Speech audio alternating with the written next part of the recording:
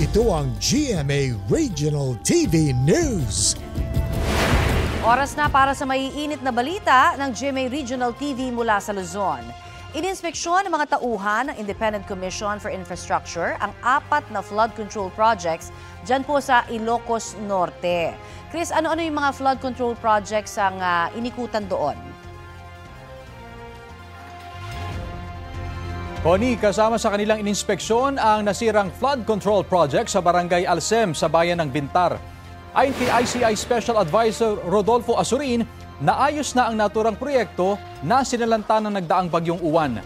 Pero sa ibang lugar, may mga hindi pa naayos na nagawang proyekto. Gaya na lamang sa bayan ng Nueva Era.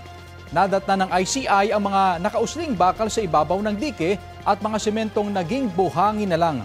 Sabi ni Asurin, may maiiwan na inhenyero doon para masuri kung nasunod ang plano at specifications sa flood control projects.